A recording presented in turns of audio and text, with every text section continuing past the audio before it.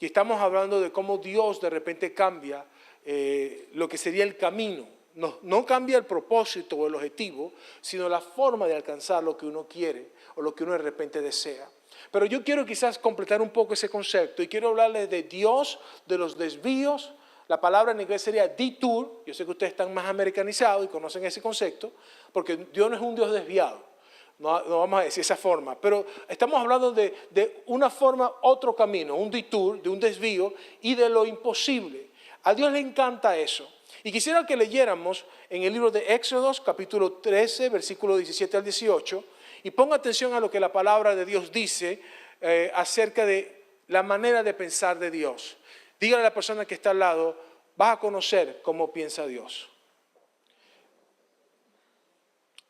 Uno puede creer que uno conoce cómo está el corazón de Dios, pero miren cómo Dios actúa con esto y cómo piensa.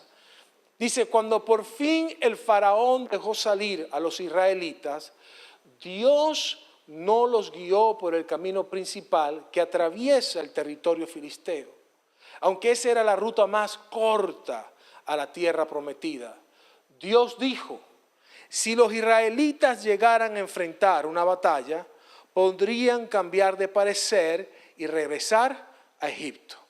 Por eso Dios los hizo dar un rodeo por el camino del desierto, hacia el Mar Rojo. Así los israelitas salieron de Egipto como un ejército preparado para la batalla. Vamos a orar. Señor, te damos gracias por tu palabra. Bendice nuestras vidas a través de tu palabra, Señor. Te pedimos, oh Dios, de que nos hables, que no haya ninguna necesidad, que en este día, Señor, tú nos suplas y que nosotros podamos comprender más, Señor, tu hermosura, tus propósitos, tus planes en nuestras vidas. Háblanos, Señor. Te entregamos nuestra disposición para recibir lo que tú tienes. En el nombre de Jesús. Amén y amén y amén. Ahora, esta porción es una porción bien complicada. Porque las personas que han tratado de determinar cuánto tiempo tomaría de cruzar de Egipto, donde ellos estaban, hasta la tierra prometida, algunos cambian de parecer. Unos dicen que puede haber sido 6 meses, porque movilizará a casi 1 millón de personas, es muy difícil. Otros dicen que en unas 6 semanas se hubiera hecho todo eso. Ahora, sean 6 meses, 6 semanas, otros hasta 3 semanas han dicho que se podía haber hecho esa movilización. No importa si sean meses o aún hasta si llega a ser 1 año, el tiempo que duró el pueblo de Israel para llegar a la tierra prometida fueron 40 años. Y lo difícil aquí es comprender por qué razón Dios va a tomar algo que es tan corto en el tiempo y de repente lo hace que se lleve tanto, que se alargue ese camino. Y yo no sé cuántos de ustedes en su vida de repente están en este momento diciendo, Señor, yo estoy esperando que tú hagas algunas cosas en mi vida, poder ver realizadas promesas, palabra que tú me has dado, pero de alguna forma esto está tardando más de lo que yo pensaba. De alguna forma, Señor, tú estás prolongando esto. Y yo noto que el camino que estoy tomando se está alargando. Y en una oportunidad me perdí en la ciudad de Compton, me estaba recién llegado. Estaba tratando de buscar precisamente el Centro de Estudio Teológico, el CHET. Y me recuerdo que yo estaba en esa calle y yo pasaba por una casa amarilla y había una casa al frente roja. Y no estoy acostumbrado a ver casas amarillas ni casas rojas. Normalmente son colores un poquito más claros. Pero en Compton se ve de todo. Y de repente yo paso y puedo ver, una casa amarilla. Y doy una vuelta. Y de repente vuelvo a pasar y veo la casa amarilla. Y veo la casa roja. Y ahí fue cuando dije, no, tengo rato dando vueltas y no estoy llegando al lugar donde tengo que estar. Y bueno, gracias al Señor, yo creo que fue un momento como de lucidez. Me di cuenta que era una curva que estaba agarrando, que no era bien y llegué al sitio. Pero así a veces nos pasa, es como que estamos dando vueltas. Ni siquiera hemos agarrado un camino distinto, sino que literalmente estamos como en un círculo vicioso donde quedamos dando vueltas. Esto es más parecido aún a lo que el pueblo de Israel estaba viviendo. Porque estuvieron en un territorio siguiendo a Dios, la presencia de Dios, en un círculo constantemente. Y la palabra dice que lo puso de esa manera. Ahora, vamos a conocer a Dios, que es lo que está diciendo precisamente esta porción. Y está diciendo de que Dios no guía por el camino principal de los filisteos.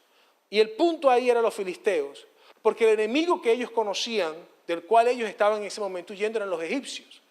Pero los filisteos eran un enemigo nuevo, era un enemigo desconocido. Y hay cosas en nuestras vidas en las cuales nosotros vamos a tener que enfrentar y de repente tenemos una experiencia y creemos que porque ya nosotros hemos enfrentado a los egipcios, que puede ser la potencia en el momento que sea, pero pelear contra un enemigo nuevo, con armas nuevas, con culturas nuevas, es un reto distinto. Y Dios entendía de que en el momento que ellos se enfrentaran a este enemigo que es nuevo, que no pelea de la misma forma como pelean los egipcios, ni tiene la misma cultura, ni el conocimiento ni la historia que ellos tienen, ellos se van a encontrar en una situación donde van a querer devolverse. Dios hace rodear por el camino del desierto por la falta de preparación de la gente. No era que ellos no podían vencer a los filisteos. De hecho, si usted lee la Biblia más adelante, las guerras que el pueblo de Israel se va a mantener por muchísimos años y hasta el sol de hoy, porque los filisteos son los palestinos, ellos siguen peleando con este mismo pueblo, pero no estaban capacitados, no estaban preparados. Y esa es una realidad que nosotros tenemos que tener presente, siempre consciente. Mis batallas del pasado me enseñan a pelear, pero los enemigos nuevos demandarán de mi vida una destreza que quizás no tengo. Y si esa destreza no la tengo, entonces en mis temores internos como persona, en mis limitaciones, no voy a saber cómo responder y puede ser que sucedan cosas, las cuales vamos a hablar más adelante, que van a ocasionarme de repente devolverme, querer en mi mente regresar a lo que yo conocía. Hay un dicho que dice que mejor es santo conocido, o diablo conocido, perdón, que santo por conocer. ¿No lo han oído eso nunca? Solamente una persona levantó la mano y dijo, yo sí lo he oído. Mejor vale diablo conocido, demonio conocido que santo por conocer. Y lo que quiere decir eso es que de repente tú tienes un concepto de algo, el que lo dominas es malo, pero tú estás acostumbrado. Pero lo que Dios te está trayendo, que es nuevo, que desafía tu vida, entonces tú no lo quieres hacer porque es difícil. Y ya tú estás acostumbrado a una manera de ser. Entonces Dios nos moldea, diga conmigo, Dios nos moldea, hasta ser preparado como un ejército para la batalla. Porque el pueblo de Israel todavía no tenía la capacidad para ver las cosas como un ejército. Ellos tenían una mente de esclavos. Lo vamos a ver dentro de un momento. Ahora, ¿qué está pasando acá? ¿Por qué Dios piensa de manera? ¿Por qué Dios actúa de esa manera? Lo primero que tenemos que ver es la omnisciencia de Dios y su amor en acción. Diga conmigo, omnisciencia, amor, acción. Tres cosas que se presentan en este texto, que Dios de una manera directa la está manifestando. ¿Cómo, pastor? Bueno, miren el conocimiento de Dios. Dios no está hablando de casualidades. Él dice, dijo Dios, si los israelitas llegaran a enfrentar una batalla, podrían cambiar de parecer y regresar a Egipto. El Dios que conoce nuestros corazones sabe cómo vas a actuar tú. Entonces, ante lo que está viniendo adelante, Dios dice en su omnisciencia, en su capacidad de conocerlo todo, y dice, yo conozco a mi sierva. Si mi sierva yo le entrego algo, ¿qué va a hacer? Va a destruir lo que le estoy dando. Quizás la persona misma, como persona, no está capacitada. Y el problema no es llegar a la tierra prometida.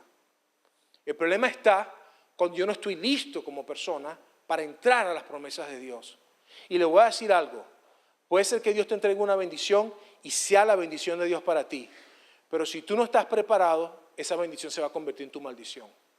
No porque es una maldición, es que de nosotros sale el problema. Y podemos echar la culpa a todo el mundo. Esa tierra, qué problema, ahí sale la leche y la miel. Pero hay un montón de gigantes. ¿Están viendo? Y eso fue lo que dijeron cuando la gente de los espías llegaron a ver.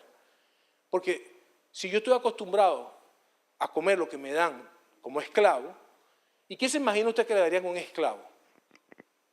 No sé qué le darían los egipcios. ¿Cómo? ¿Alguien dijo algo? Yo oí por ahí a alguien que dijo algo. No sé. Mire, ayer salió de que los judíos descubrieron una receta de una cerveza que tomaban los egipcios cuando estaban los faraones. Y ellos lograron sacar, cómo no se hicieron, pero hicieron la cerveza y están las fotos de todo tomando una cerveza milenial de más de 5,000 años. Yo me quedé impresionado. Pero saber qué comían ellos, no sé, pero yo me imagino que carne tenían que haber comido, porque los israelitas más adelante dicen, quejándose, allá teníamos carne y pan de sobra. Estaban muy bien acostumbrados a que el sistema, como esclavo, les diera lo que ellos querían. Eso pasa cuando un sistema te permite estar conforme y no entiendes que lo que Dios te está llevando a veces es salir de la incomodidad, de la inconformidad de ese sistema. Pero mientras tú estés tranquilo en ese sistema, vas a estar bien. Entonces, como Dios tiene ese conocimiento completo, el amor de Dios te va a llevar a que no recibas lo que Dios quiere para ti, porque tú no estás preparado.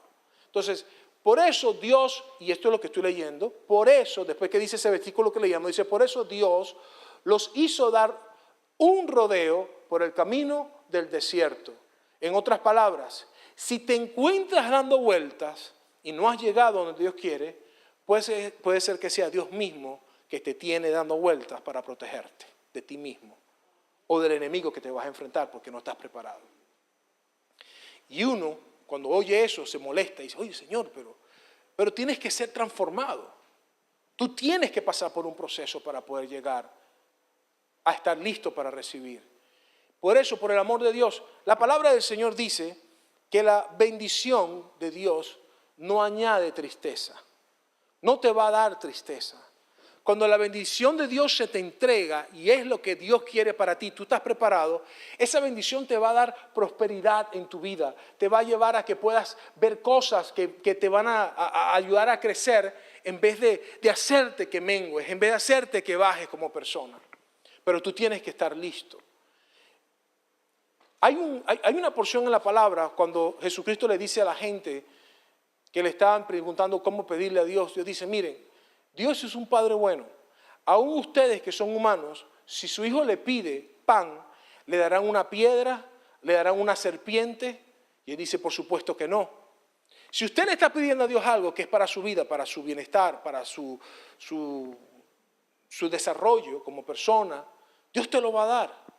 Pero si tú no estás listo, Él no te lo va a dar. ¿Quién agarra un trozo de bistec o de pollo y se lo da a un recién nacido? Yo vi una mamá hacer eso una vez y el muchachito chupándolo como que si fuera una mamila y dándole ahí, chupando el jugo de la carne. Y después se estaba atragantando y la mamá dándole al pecho, ¡ay, ay!, asustada. Pero si el niño no tiene dientes, no tiene la capacidad, Dios no te lo va a dar. Y eso se llama amor.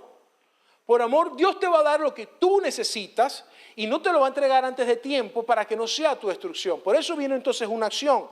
Y esa acción la encontramos ahí. Y los lleva dando una vuelta ¿hacia dónde? Hacia el Mar Rojo. Ahora, el Mar Rojo es un conflicto. Porque el Mar Rojo es un mar que te impide que puedas cruzarlo. Lo está llevando a un punto en donde no existe la manera de poder llegar al otro lado. Entonces hay que hacerse esa pregunta, porque si no estamos claros, ¿quién llevó a los israelitas ante el Mar Rojo? Ahora, Dios lo hace sencillamente, y diga conmigo, para preparar ante un propósito. El propósito de Dios está presente. Toda esta historia es un propósito. Todo lo que estamos viendo aquí es el propósito de Dios. Y ante ese propósito, Dios te va a llevar, así te tengas que dar golpes, trancazos. Quizá vas a ser testarudo. Quizás te va a costar ver lo que Dios está haciendo en tu vida. Pero el Señor no te va a dar algo que lo vayas a destruir, siendo que es bendición.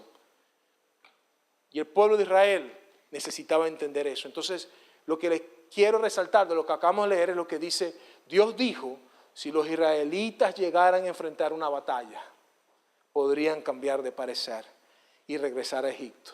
Por eso Dios los hizo dar un rodeo por el camino del desierto hacia el Mar Rojo. Así los israelitas salieron de Egipto como un ejército preparado para la batalla. Esa parte que puse subrayada, eso no está hablando en ese momento. Ya eso está hablando de un futuro. Cuando ellos logran entender de que no van a enfrentarse a las cosas como los esclavos que son. Necesitan tener una mente de guerrero. Porque aquí estamos literalmente tratando la mente de un esclavo versus la mente de un guerrero. Y si nosotros no hacemos un cambio en nuestra manera de pensar, en la forma en que nosotros miramos las cosas, no importa que Dios te libere, tu mente siempre te va a llevar a que vivas lo que conoces, a que quedes atrapado de donde Dios te está sacando. Queda hasta un sentimiento de la libertad que Dios te está dando y te queda un sentimiento con la esclavitud. Y literalmente hay gente que prefiere ser esclavo que ser libre. El filósofo que ya falleció, Juan Gabriel, escribió una canción que cantaba Rocío Dúrcal que decía que la costumbre es más fuerte que el amor. Y yo creo que a veces la gente se enamora de la costumbre y no del amor de Dios. Y la gente queda amarrada, atada a un sentimiento, a una idea, a una ilusión. Y cuando el amor se les presenta, la costumbre gana. Gana por encima de todas las cosas. Yo he conocido parejas que le preguntan, ¿y por qué estás con él? Es que estoy acostumbrado. ¿Para qué voy a dejarlo si ya volverme a acostumbrar con otra persona? Volverme otra vez a pasar por ese proceso. Y no están juntos por más nada, sino por la costumbre. Otros dicen por los niños. ¿Y por qué nosotros servimos a Dios?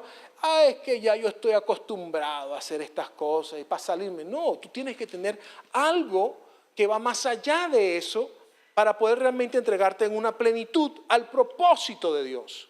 Y el propósito de Dios está ligado intrínsecamente con quien tú eres. Miren, les decía la vez pasada una transformación de un pensamiento de Quino, que el que escribe Mafalda, que dice que ser, y lo estoy transformando, ser maestro cualquiera lo puede ser, solamente necesitas información. Pero formar discípulos es difícil y complicado, porque demanda que tú seas, demanda del ser. Porque en el discipulado tú moldeas a una persona conforme a quien tú eres. Y si tú no eres lo que dices ser, vas a malformar a las personas. Y Dios necesita que la gente no solamente se mueva por información, sino que se muevan por lo que son, transformados en el poder de Dios. Dios los estaba llevando a un lugar que tenían que conquistar territorio, pero la mente de ellos era la mente de esclavo. Miren lo que dice la Biblia en el siguiente capítulo, en el capítulo 14. Dice, mientras el faraón se acercaba, porque ellos huyen, salen, aparece en los últimos versículos del 13, la columna de humo de día, la columna de fuego de noche.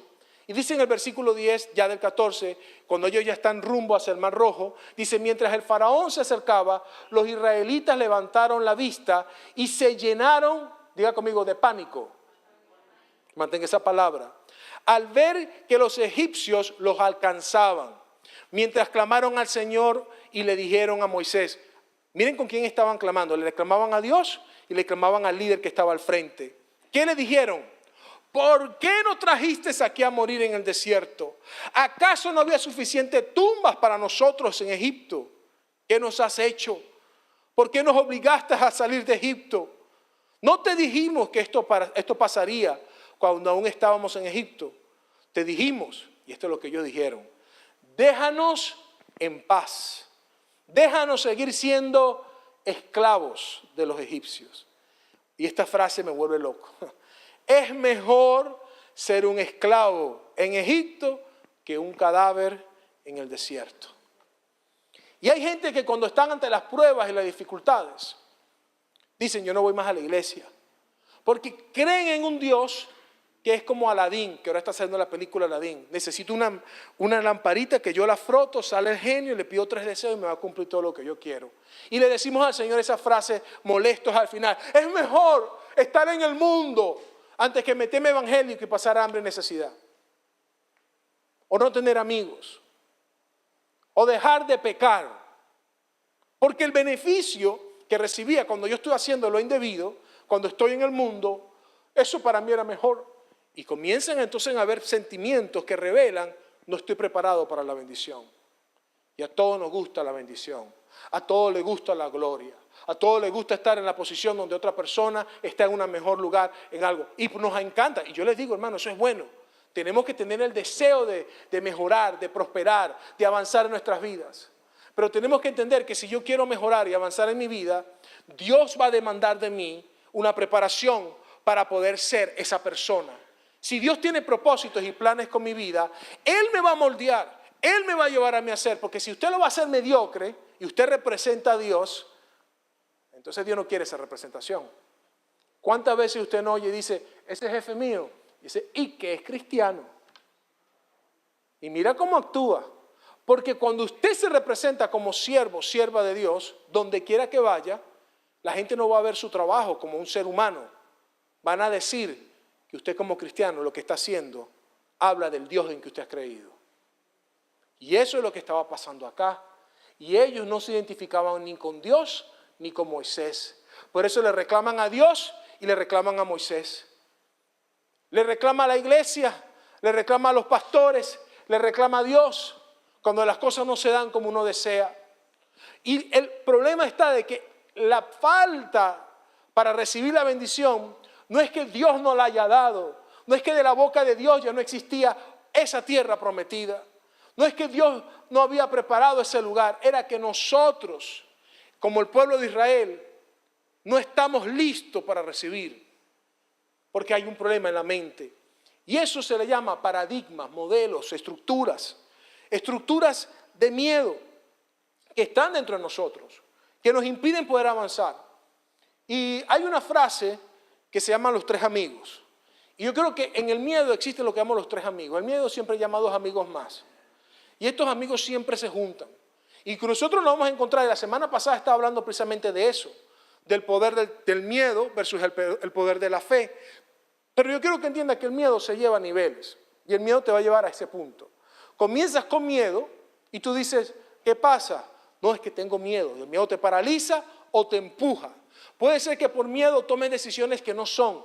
Puede ser que por miedo pelees con quien no debes pelear.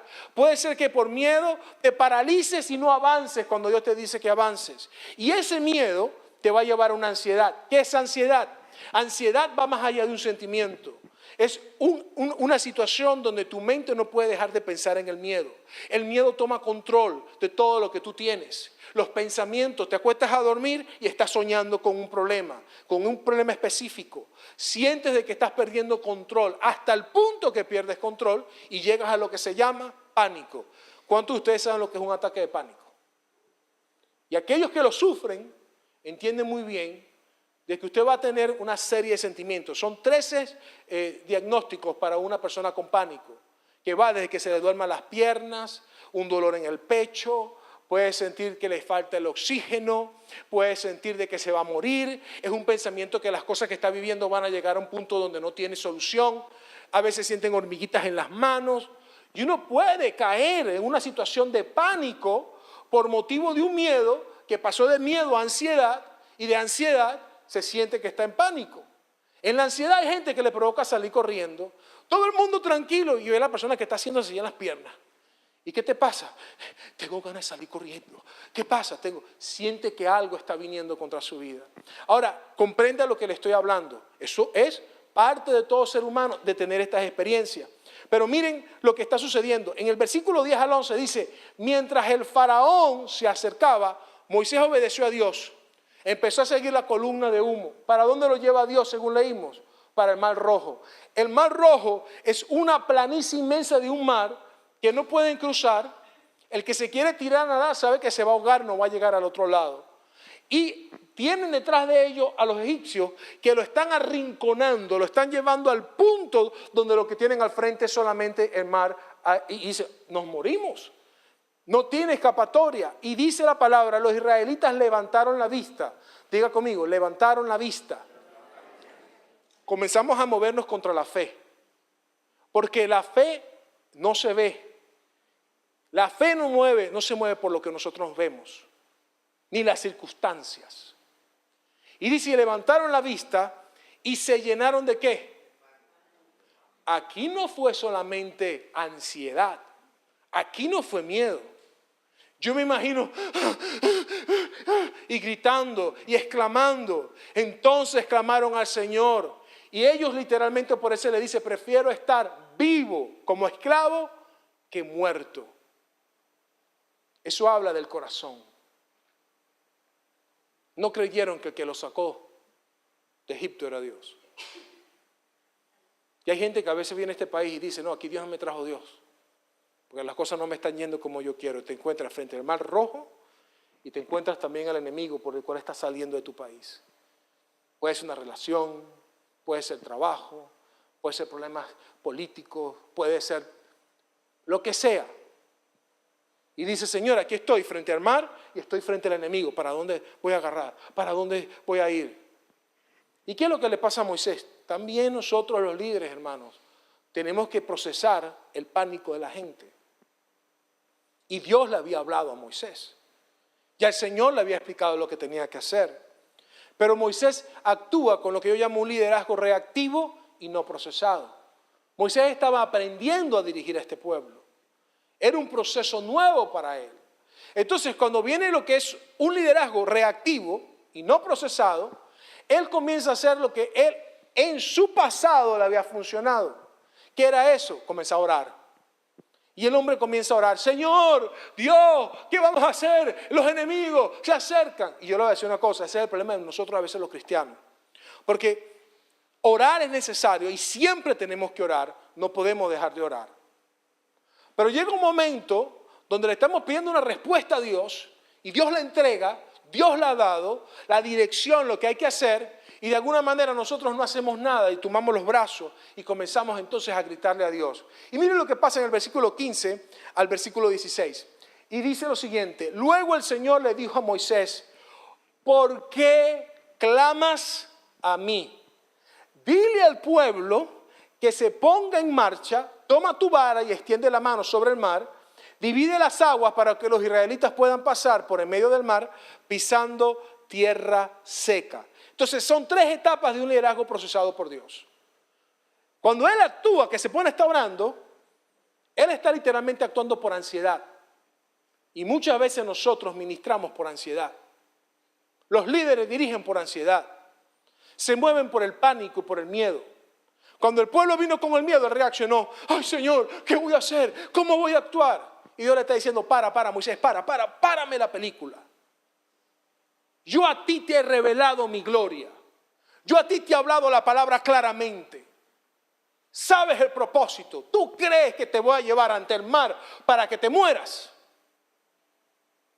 Yo no soy un Dios que me arrepiento, Moisés. Si yo te he llevado a ese lugar y tengo un propósito contigo y estás entre el mar y ante tu enemigo, algo yo voy a hacer. Y yo te he dado la autoridad. Entonces vemos que el primer paso es que Dios te va a decir para procesarte, ¿por qué clamas a mí? Diga conmigo, la fe sin obras es muerta.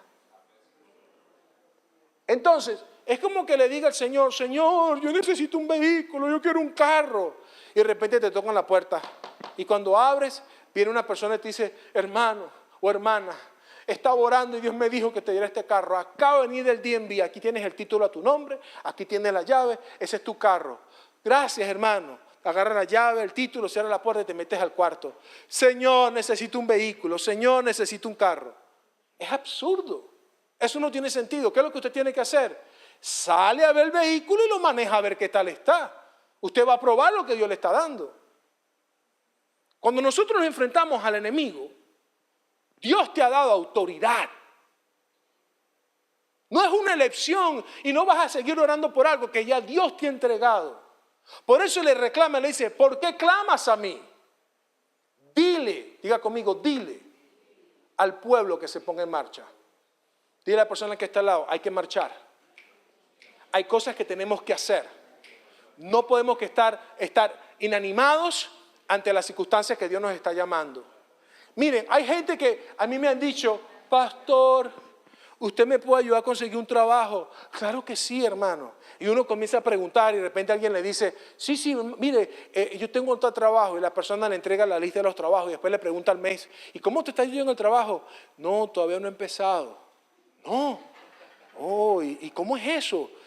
Es que no he llamado, pastor, todavía. Ah, no ha llamado. Y después te dice, pastor, ¿y no podrían darme una ofrendita? Usted sabe que la cosa está difícil. ¿Sabe qué provoca decirle?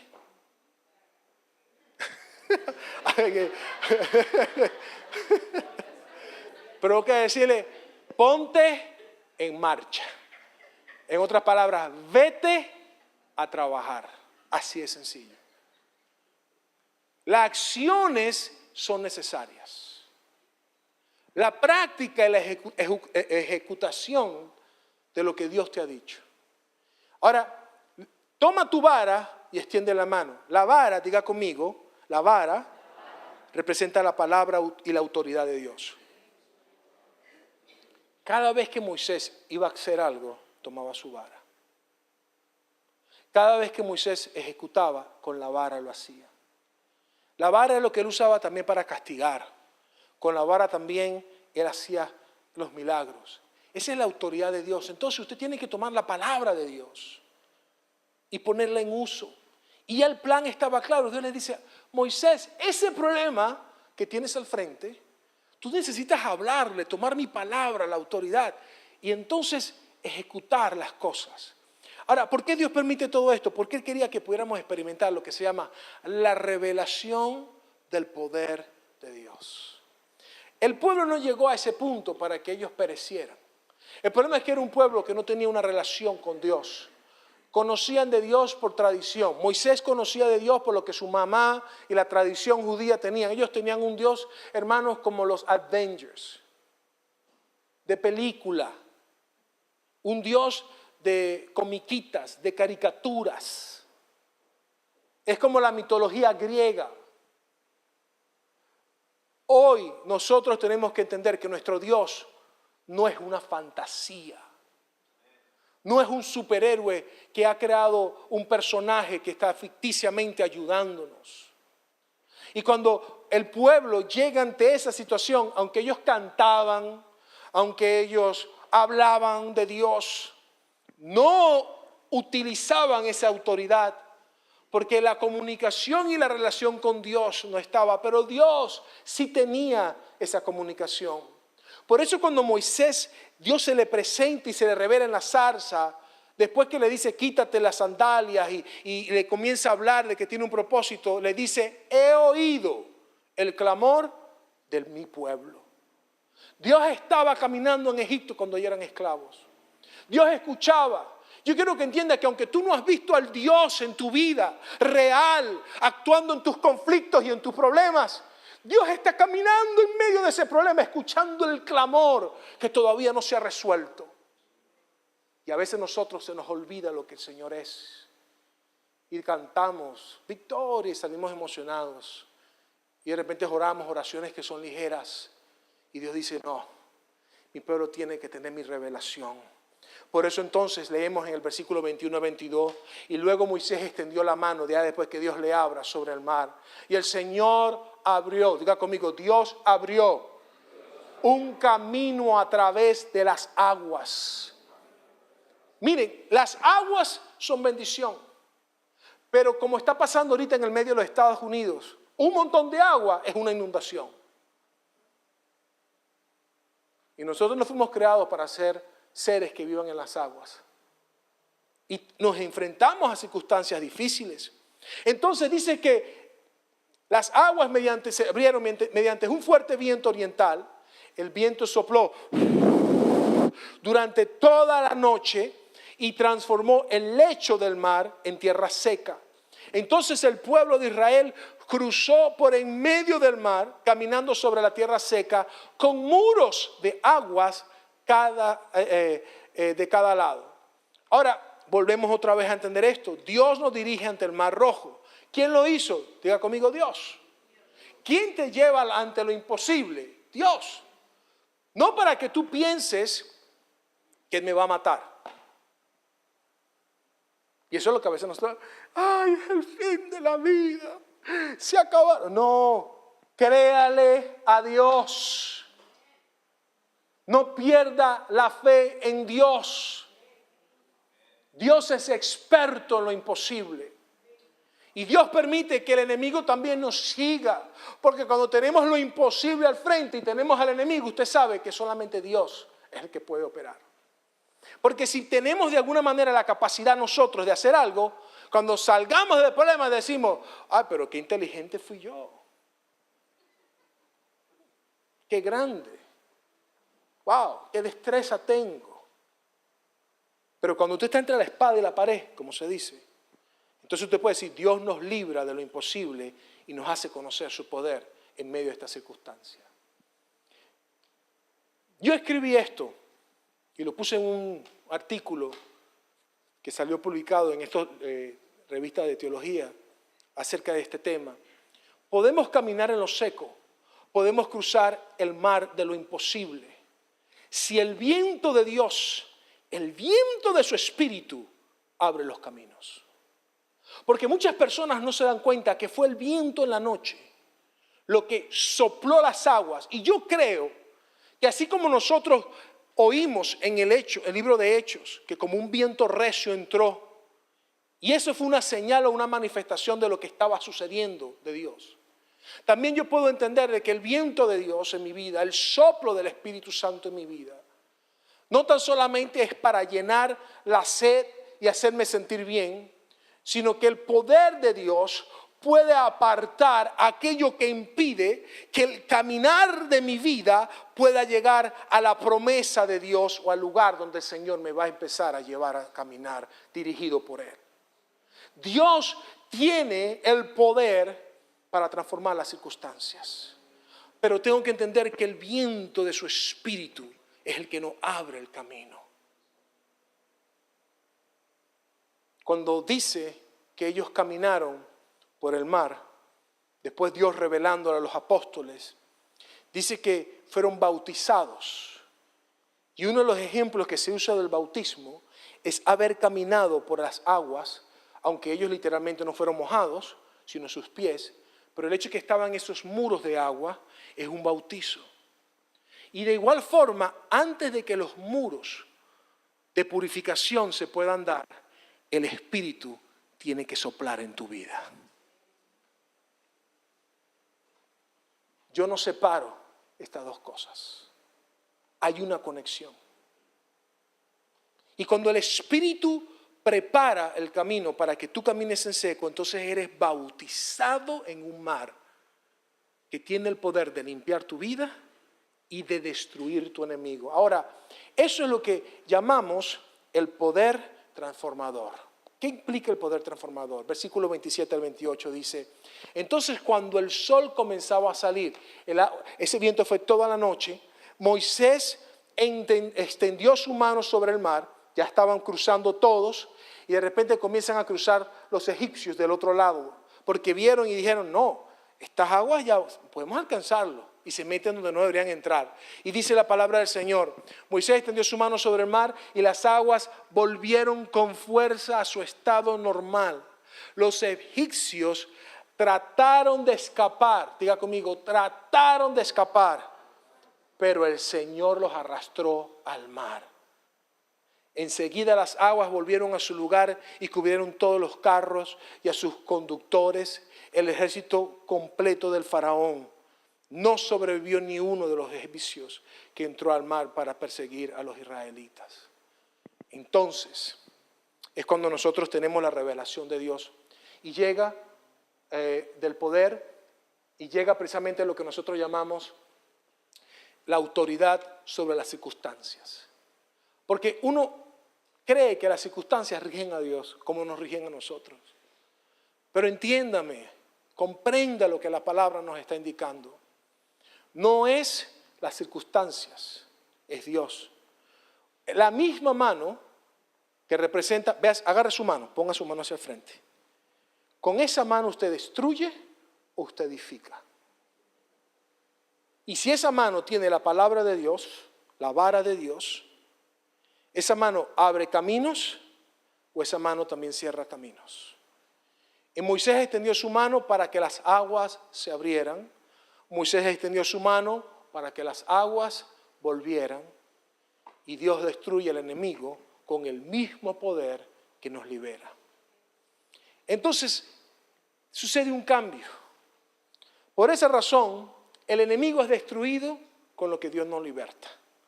Y dice en Éxodo, versículo 29, en cambio, el pueblo de Israel caminó por en medio del mar sobre tierra seca, mientras las aguas permanecían levantadas como muros a ambos lados. Entonces, el muro de maldición para los egipcios es un muro de protección para ti. Si Dios te está llevando a un lugar que te saca de tu comodidad, quizás tú tienes un proyecto, un plan de vida, y es algo que de repente tú dices, wow, esto es un reto, yo tengo que aprender cosas nuevas, tengo que comenzar a tratar de desarrollar áreas que no he desarrollado y me cuesta. Y de repente estás luchando, tú tienes que entender de que tienes que cambiar esa mente de esclavo y entrar en una mente de guerrero. Todo lo que Jesucristo estaba tratando, Dios estaba tratando con el pueblo de Israel en esto, era que ellos dejaran de ver que ellos estaban simplemente dependiendo todavía de Egipto. Entiendan, ellos cuando llegó el momento de la dificultad, no buscaron a Dios como solución. Ellos dijeron, en Egipto nos pudimos haber muerto. Allá mi amo y mi señor de Egipto me cuidaba, me atendía. Pero cuando tú sales de Egipto, el amo y el señor de tu vida tiene que ser Dios. Entonces, si tú no entiendes de que tú tienes que entregarle a Dios esa autoridad, ese dominio sobre tu vida, no vas a poder realmente conocer a un Dios que transforma. Y ese negocio, en vez de ser de bendición, va a ser de maldición. Le oí a un pastor amigo mío que su hijo estaba empeñado en comerse una banana. Pero la banana estaba verde. Y el niño lloraba, ¡ay, quiero la banana, quiero la banana! Y me dice que le dijo, ¿tú la quieres? Ok, te la voy a dar. Agarra la banana, se la pela verde y todo, porque es difícil pelar una banana verde, y se la da. El niño deja de llorar y muy contento se la mete a la boca casi toda. Y le mete un mordisco. De repente pone la cara y escupe la banana. ¿Es mala la banana? No. ¿Es buena? Claro que es buena. Saludable, está rica en diferentes minerales, potasio, para los que le dan calambres en las piernas. Qué buena es la banana. Pero si te la comes verde, ¿es buena? Entonces, acelerar las cosas cuando usted no está preparado es destrucción para tu vida. Por eso, cuando uno quiere alcanzar una licencia o tiene que pasar por un proceso, Dios te dice, tú tienes que pasar un examen. Y ese examen determina si estás preparado. Yo he visto a gente que cuando se le presenta un examen y no pasa, se molesta. Es que yo sabía, yo estaba preparado. Yo no sé por qué razón, es que es una injusticia. No, no es una injusticia. Tienes que prepararte mejor. Tienes que estar buscando las áreas de debilidad para fortalecerlas. Y Dios nos procesa a nosotros. Y entendamos de que no es para que digas, no vas a llegar ahí. No, es si la banana la dejas madurar unos días más, te la vas a comer bien rica, con cereal, con helado, puedes hacer un banana split, lo que tú quieras. Pero tiene que estar lista la banana. ¿Sabe quién es la banana que está verde? Somos nosotros. Entienda esto, Dios está listo. La bendición ya está dada. Lo que tú vas a lograr lo tienes ya preparado en Dios. La pregunta no es si Dios está listo, si el camino no está preparado. ¿Estoy yo listo para pelear? Para dejar mi mente de esclavo y pasar entonces a actuar como hijo de Dios. Hemos hablado que la fe es la certeza de lo que viene, la convicción de lo que no se ve. Hemos hablado que la fe es creer en Dios. Pero yo creo que la fe, cuando hablamos en esto, que la fe es el fruto de la transformación y experiencia del poder de Dios. Porque cuando yo experimento el poder de Dios y lo puedo ver, aunque no lo vea de una manera física, comienzo a creerle a Dios a pesar de. Y empiezo entonces a movilizarme, a caminar. Cuando Dios le dijo, dile al pueblo que marche, ¿para dónde iban a marchar? Ellos tenían dos opciones. O marchaban hacia los egipcios o marchaban hacia la mar, que era un problema. Y Dios te dice, marcha, tienes que caminar por las aguas. Si los pies no tocan las aguas, no se abren las aguas. Si los pies no caminan sobre, no va a haber, tienes que marchar. Y miren lo que dice la palabra en Éxodo 30, 31. Así es como el Señor aquel día rescató a Israel de las manos de los egipcios. Y los israelitas vieron los cadáveres.